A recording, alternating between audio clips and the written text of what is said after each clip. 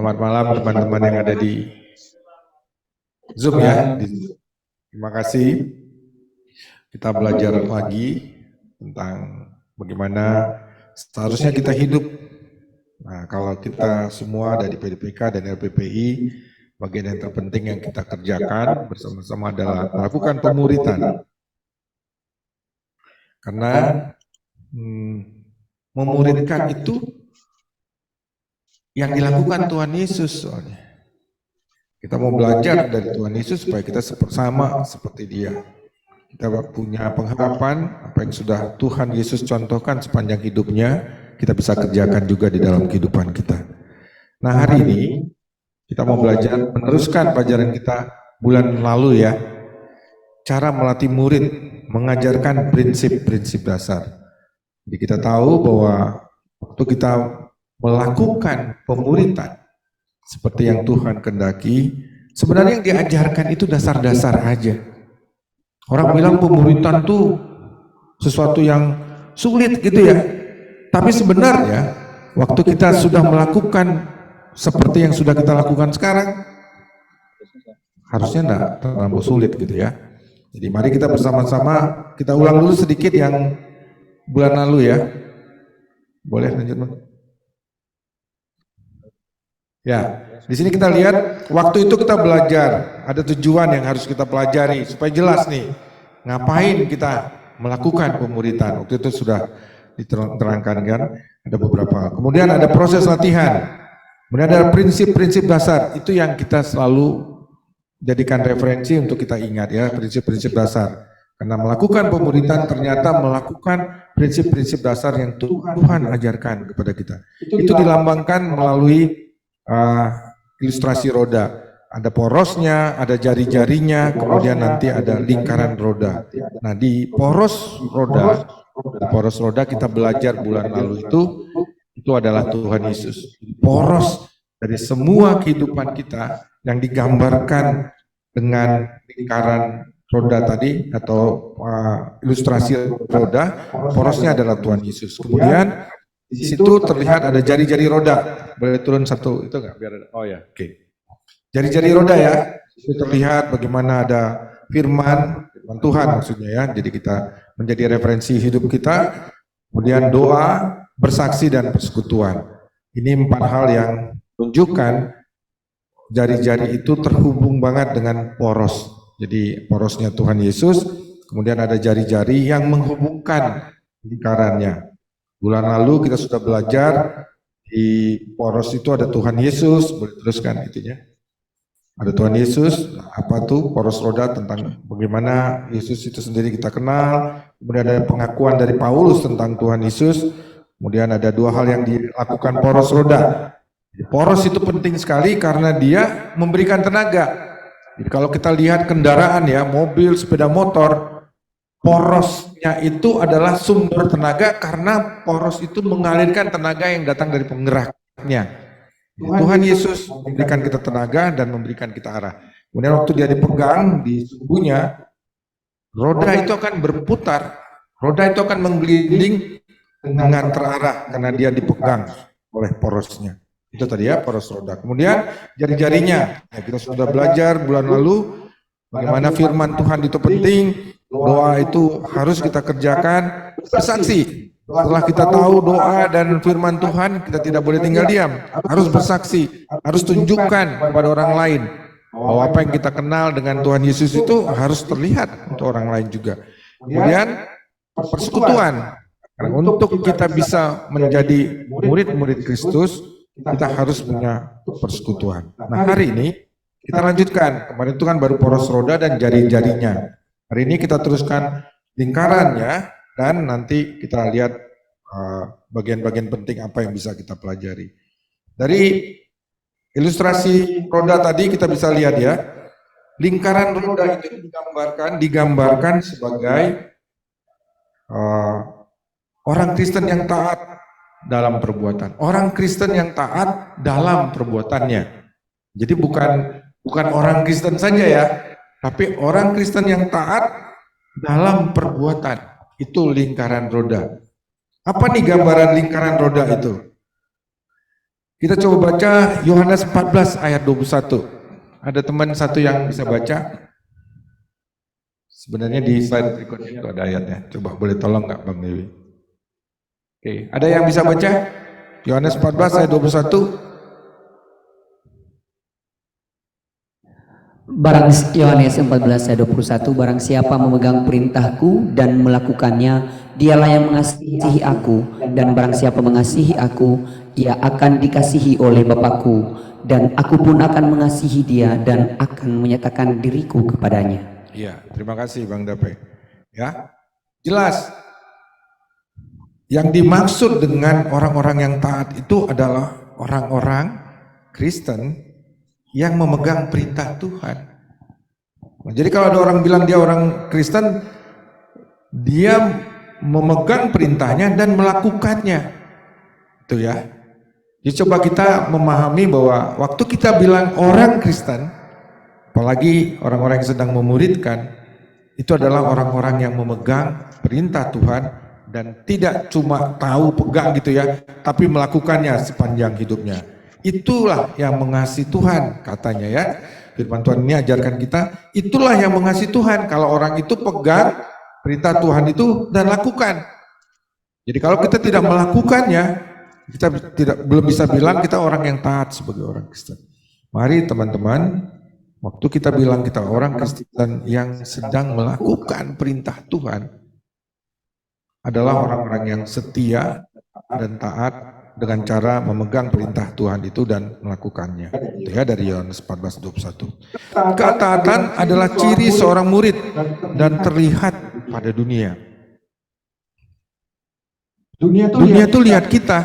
Waktu kita bilang kita mau sebagai seorang yang sedang memuridkan. Sehingga waktu kita sedang memuridkan, dunia itu lihat kita. Pemuridan itu bukan pekerjaan yang tersembunyi. Kalau kita ingat Tuhan Yesus dulu ya, malah dia perlihatkan. Karena melakukan pemuridan itu menunjukkan kepada dunia, ini loh caranya untuk menjadi orang-orang yang taat kepada Tuhan. Dan jari-jari roda adalah penghubung lingkaran roda dengan pusat roda. Di ilustrasi roda tadi, jari-jari itu ya, ada firman Tuhan, ada doa, ada kesaksian dan ada persekutuan tadi, yang 4 jari-jari tadi, itu penghubung lingkarannya orang-orang yang taat tadi, orang-orang yang taat dengan perbuatan itu dengan pusat roda. Jadi orang-orang yang taat melakukan perintah Tuhan dihubungkan oleh aktivitas-aktivitas jari-jari roda tadi ya, ada doa, ada persekutuan, ada firman Tuhan, dan ada kesaksian. 4 jarinya. Kemudian orang Kristen yang taat tadi dalam perbuatannya terhubung dengan Tuhan Yesus, terlihatlah aktivitasnya. 4 bagian dari jari-jari tadi itu benar-benar dikerjakan sepanjang hidupnya. Itu pemahaman jari-jari roda hubungannya dengan lingkaran roda ya. Jadi kalau kita bilang kita sedang menjadi orang Kristen yang taat dan melakukan perintah Tuhan, tuh 4 itu yang menghubungkan kita dengan Tuhan. Kalau itu tidak terbentuk, kita nggak bisa bilang kita orang yang taat. Tadi ya, Yohanes 14 ayat 21 bilang, yang memegang perintahnya dan melakukannya. Jadi 4 hal tadi bisa dilakukan, kita pegang, kita pahami, dan kita lakukan. Lingkaran roda adalah penghubung Yesus Kristus dengan dunia. Lingkaran tadi, orang-orang Kristen yang taat tadi, yang berbentuk lingkaran tadi, itulah penghubung Kristus dengan dunia. Oke.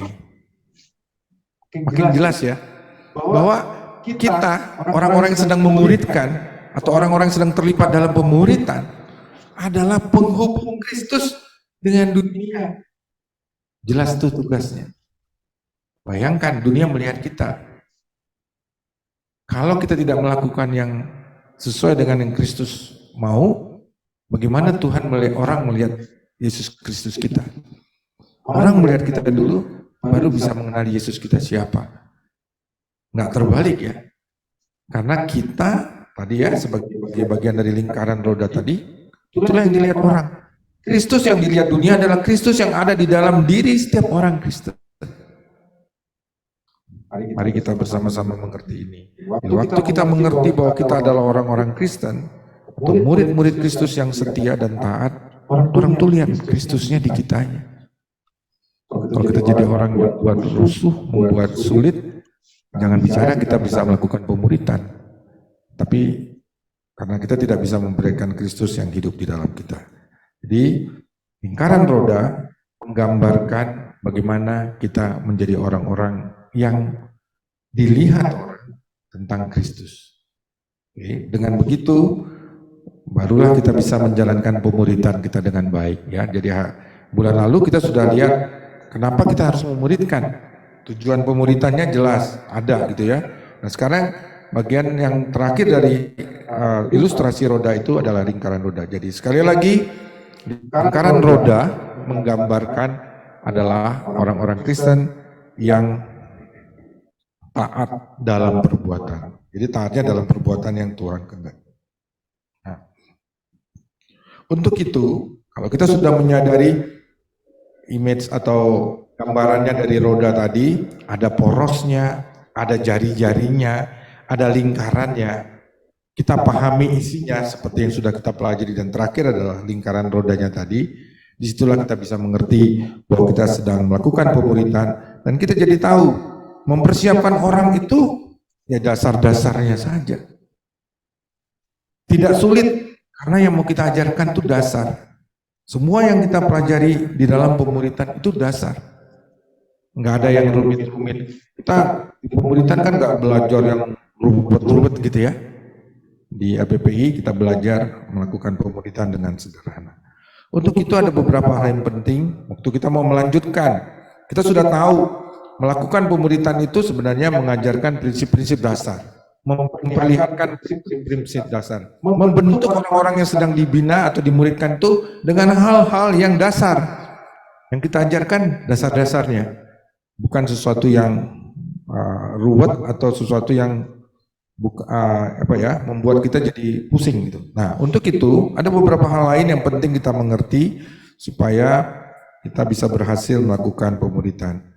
Yang A, menolong dia meneruskan kepada orang lain. Ini diingatkan kembali, kalau tadi sudah ada referensi tentang ilustrasi roda tadi ya, ada Tuhan Yesus sebagai porosnya, ada 4 jari-jari pentingnya, dan kemudian lingkarannya adalah kita sebagai orang yang taat melakukan perintah Tuhan, yaitu memuridkan, dan di lingkaran itu terlihat kita sebagai gambaran Kristus, penghubung dengan dunia. Nah, beberapa hal penting yang bisa kita pakai untuk dapat melakukan pemuritan dengan baik. Pertama, menolong dia meneruskan kepada orang lain. Ini perlu diingatkan bahwa sesuatu yang sudah ada itu harus kita teruskan kepada orang lain. Apa hal yang bisa kita pelajari di situ? Menguatkan keyakinan sendiri waktu menyampaikan kebenaran-kebenaran Kristen. Waktu kita sedang memuridkan, waktu kita sedang melakukan pemuritan karena hal-hal dasar itu tadi, ada sesuatu yang menjadi penting, yaitu menguatkan keyakinan sendiri. Waktu kita sedang ngajar, waktu kita sedang bina orang, atau kita sedang membuat seseorang menjadi seorang pemurid baru, apa yang harus kita dapatkan? Kita tuh harus belajar tentang kebenaran-kebenaran Kristen. Nggak main-main kan, waktu kita ngajar nih, masa kita ajarkan yang aneh-aneh? Nggak usah, kita nggak kasih dia hal-hal politik dan segala macam, tapi kebenaran-kebenaran Kristen, kebenaran-kebenaran Kristus yang diajarkan kepada kita, itu yang kita sampaikan kepada dia. Sehingga waktu kita ngajar, pasti kita belajar dulu kan ya, harus tahu dulu kan, ngajarin orang nggak tahu gimana caranya. Waktu kita mengajarkan itu dengan baik, itu menguatkan kita juga, menguatkan keyakinan kita untuk dapat mengerti tentang kebenaran-kebenaran Kristen. Yang kedua, merupakan laboratorium untuk pertumbuhannya sendiri, atau melihat apa yang bisa diterapkan bagi orang lain. Waktu kita sedang melakukan pemuritan, sebenarnya kita sedang mengevaluasi banyak hal, sedang menganalisa banyak hal, sedang melakukan perbandingan-perbandingan, melakukan percobaan-percobaan. Itu laboratorium kan apa itu ya? Melakukan penelitian, melihat apa yang bisa diterapkan bagi orang lain. Waktu kita sedang melakukan pemuritan, waktu sedang mengajarkan tentang pemuritan, atau kita sedang membuat orang lain supaya bisa memuridkan. Kalau di kita kan harus ada multi itunya ya, ke bawahnya. Jadi waktu kita sedang mengajarkan, ya kita juga melakukan evaluasi-evaluasi atau penelitian-penelitian supaya sesuatu itu bisa diterapkan bagi orang lain. Nah, contohnya pelajaran apa tuh ya, transferable concept. Kalau kita pelajari, pelajaran itu kan sesuatu yang bisa diajarkan kepada siapa aja. Dan itu waktu kita sedang mengajarkan, kita sendiri sedang mempelajari isinya dan melihat, menganalisa dan meneliti apa yang penting untuk pertumbuhan kita sendiri dan juga pertumbuhan murid-murid yang sedang kita ajar. Ya, yang ketiga, mendorong dia untuk belajar lebih banyak. Nah ini, situasi sekitar membuat kita perlu tahu lebih banyak dan detail. Waktu melakukan pemuritan, teman-teman, walaupun dia sesuatu yang mendasar atau belajar tentang yang dasar-dasar, tapi kita jangan lupa, kita harus belajar banyak. Karena apa yang Tuhan ajarkan bagi kita itu tidak pernah berhenti. Dia bertumbuh terus, berkembang terus, bertambah terus. Jadi kalau kita tidak hadir, kita tidak belajar dengan baik, ya kita ketinggalan. Apa yang kita tahu tentang Tuhan itu selalu berkembang dan kita perlu banyak tahu dan mendetail. Ya, tadi kita menolong dia meneruskan kepada orang lain. Artinya ada multiplikasi. Kita dorong murid-murid itu untuk melakukannya untuk orang lain lagi. Tadi 3 hal penting tadi ya, untuk keyakinan sendiri juga sebagai bagian dari penelitian atau bertumbuhnya kita sendiri. Kemudian yang ketiga tadi supaya dia belajar banyak atau kita belajar banyak. Kemudian yang B, hal-hal yang perlu diingat dalam memuridkan orang.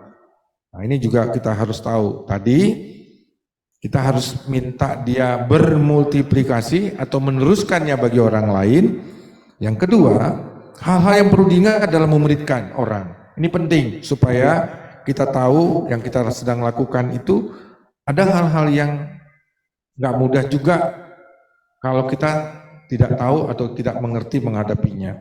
Pertama, ingatlah bahwa ia adalah milik Allah. Nah, ini. Boleh tolong baca Mazmur 127 ayat 1.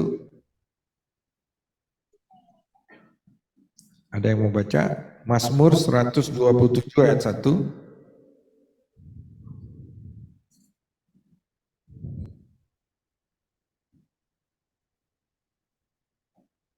Mazmur 127 ayat 1.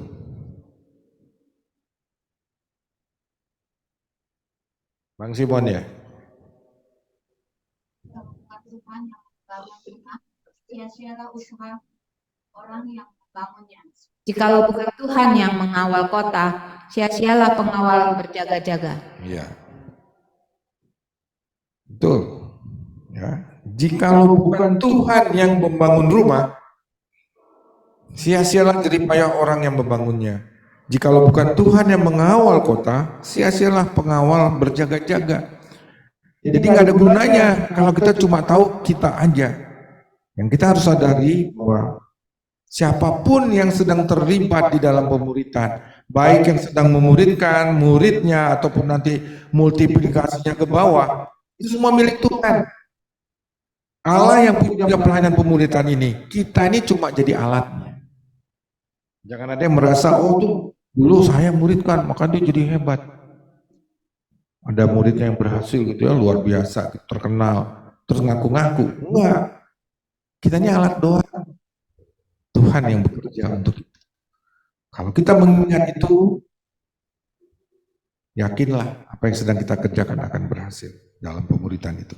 Yang kedua, ia harus tahu bahwa Anda percaya kepadanya dan bahwa Anda menaruh kepercayaan kepadanya. Jangan biarkan dia menggantungkan diri kepada Anda. Nah, ini juga penting ya.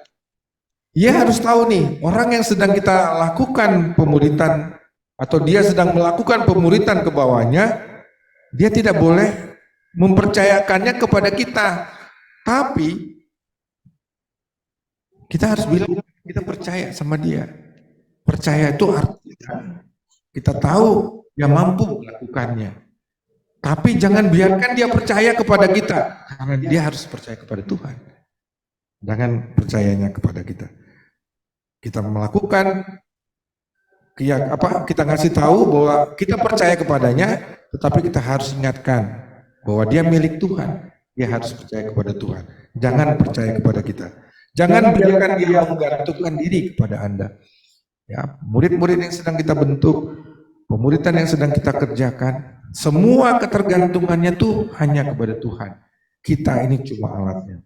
Yang ketiga, beri dia kebebasan untuk mengalami kegagalan. Walaupun gagal, tidak ada penolakan. Ya, banyak kalau di dunia di luar sekarang ini, kalau gagal seringkali dianggap ya sudah, lu nyingkir, jangan lagi lu ada di sini, gagal, ya. Tapi Tuhan yang menciptakan kita itu adalah Tuhan yang penuh kasih. Waktu kita gagal, dia beri kesempatan terus.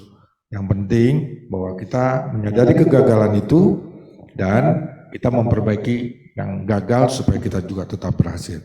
Tidak ada penolakan. Tuhan tidak pernah menolak orang-orang yang berserah kepadanya, baik dalam keadaan gagal, lagi hancur, lagi tidak berdaya, semuanya dipelihara oleh Tuhan. Ya. Yang keempat, ajari dia menilai orang. Jangan terburu-buru dalam menilai. Boleh satu orang lagi baca 1 Timotius 5 ayat 22. 1 Timotius 5 apa? 1 Timotius 5 ayat 22. Ayo, Bang Alan.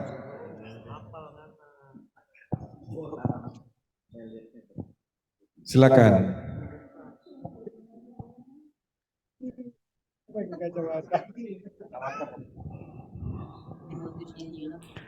Satu Timotius 5 ayat 22. Janganlah engkau terburu-buru menempatkan tangan atas seseorang, dan janganlah terbawa ke dalam dosa orang lain. Jagalah kemurnian dirimu. Iya, terima kasih Bang Alan. Ya, jangan terburu-buru. Baru lihat sekali udah bilang, wah orangnya sulit nih. Baru lihat sekali sudah bilang, kayaknya ini nggak bisa jadi deh. Ya, ayat firman Tuhan ini bilang, janganlah engkau terburu-buru menumpangkan tangan atas seseorang. Ya, wah ini hebat banget nih orang nih, wih canggih nih dia, ini jadi murid yang hebat nih, langsung kita berkati dia. Kita belum tahu. Melayani dalam pemuritan kita butuh waktu. Jadi jangan terburu-buru memberi penilaian di awal. Sehingga nanti kita bisa kecewa kalau kita memutuskan dari awal-awal. Pelayanan pemuritan itu sesuatu yang membutuhkan waktu. Jangan terburu-buru. Kasih kesempatan, beri waktu. Makanya kadang-kadang kalau kita sedang memuridkan, nggak bisa tuh 2-3 bulan pertama perjuangan dulu. Yang sudah ikut atau yang sedang melakukan pemuritan. Bisa-bisa belum ketemu-ketemu 2-3 bulan pertama ya. Tapi setelah itu Tuhan yang bisa perlihatkan kalau kita dengan tenang, kita percayakan semua kepada Tuhan, kita akan mendapatkan hasil yang terbaik. Yang kelima, usahakan menanamkan kepercayaan. Hidup baru, menyalibkan hidup yang lama, membangkitkan hidup yang baru bersama Kristus. Ya. Jadi banyak orang tuh suka merasa kalau dia sudah mau berubah nih, wah saya mau meninggalkan hidup saya yang lama, saya mau menguburkan masa lalu saya tidak mau ingat-ingat lagi yang lewat. Udah berhenti di situ aja, cukup nggak? Harusnya seperti apa? Lakukan yang baru ya, sesuatu yang baru, yang menghidupkan yang baru, berubah dari baru harus dikerjakan. Jadi jangan mati. Tadi kan cuma melupakan, memberhentikan yang lama. Terus yang barunya gimana? Nggak jalan kan? Jadi mau ingatkan, usahakan menanam kepercayaan. Jadi waktunya hidup baru, menyalibkan hidup yang lama, membangkitkan yang hidup baru bersama Kristus. Jadi kita seringkali mengingat untuk melupakan yang lama, tapi kita tidak siap untuk melangkah ke depan. Itu perlu diingat.